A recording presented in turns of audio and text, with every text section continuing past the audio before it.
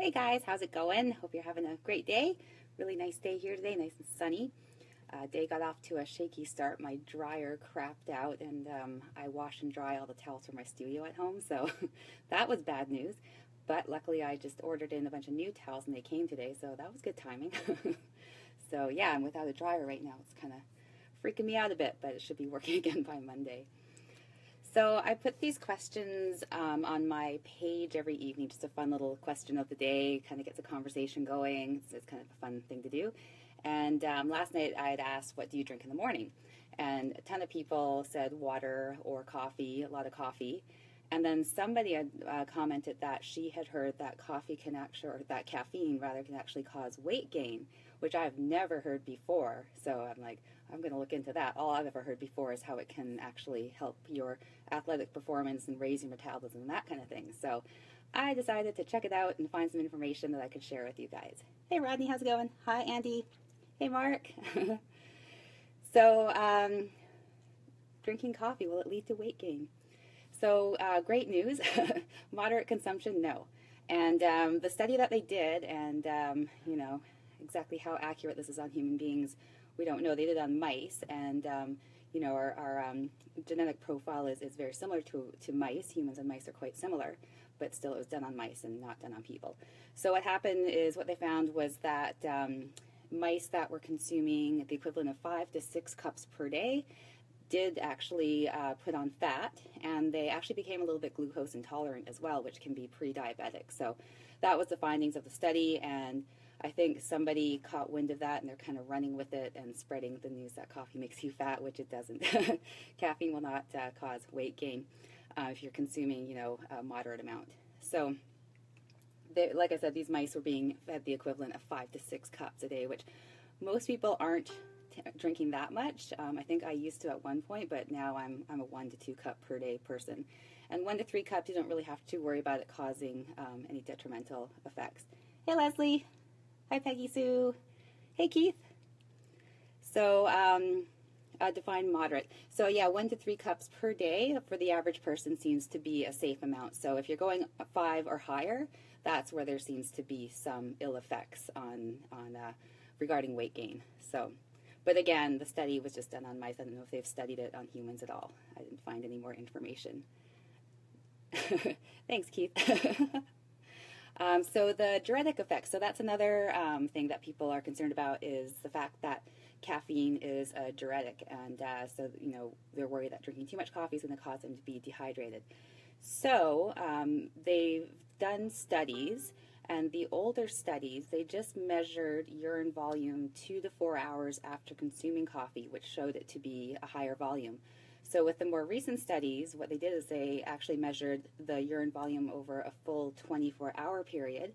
And what they found was that the volume was pretty much the same whether the person had consumed coffee or not.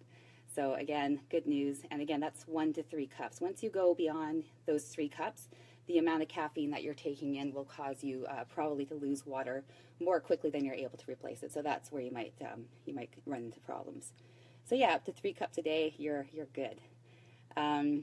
Athletic performance. So this is something that I've looked into before, because I do use caffeine to help with my morning classes. Kind of gets me going, and it seems to work best if you're consuming 3 to 6 milligrams per kilogram of body weight about an hour before your workout or your event or whatever.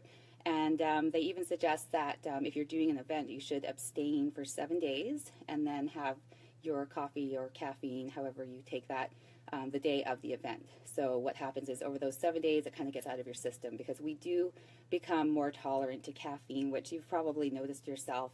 You might notice that you can drink, you know, 2 or 3 cups and it doesn't really affect you too much. So we do actually build up a tolerance to it. So try taking a few days off and just see what the difference is. I've done it before, and it's quite interesting. So the effects seem to be best also for endurance performance, as opposed to short amounts of high intensity.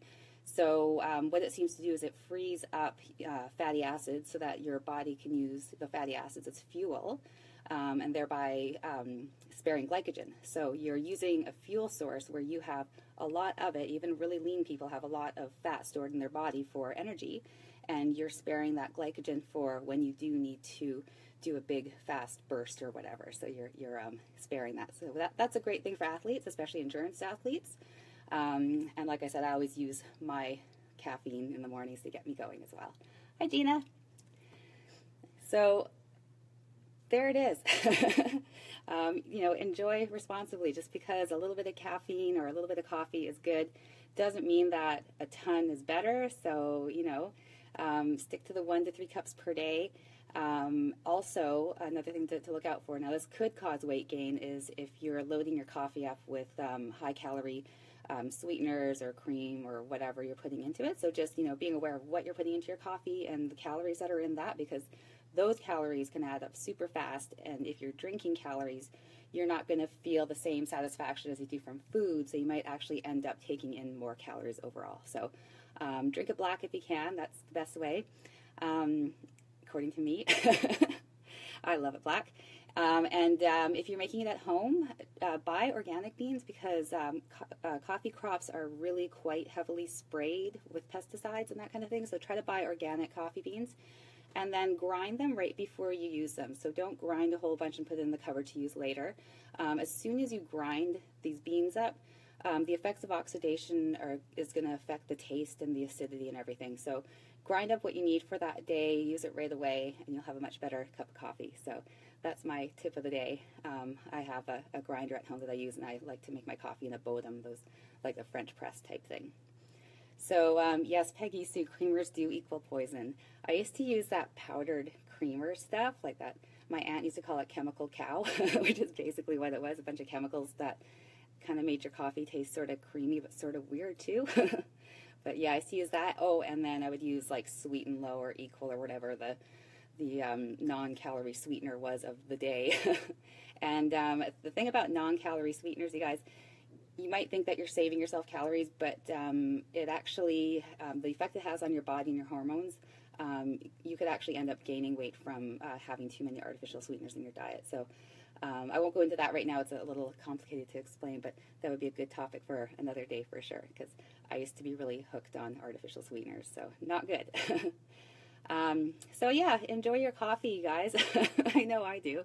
I got to get going because I have another class to teach. Hey, Teresa. And, oh, you're welcome, Peggy. I'm always so happy to share. Yeah, Chemical Cow, that's a pretty funny name for it, but it's so accurate, because if you ever read the ingredients on that powdered coffee creamer, you'd be like, oh my God, that doesn't belong inside of anybody's body. So I'm going to go. You guys have a great evening, and I'll talk to you again real soon.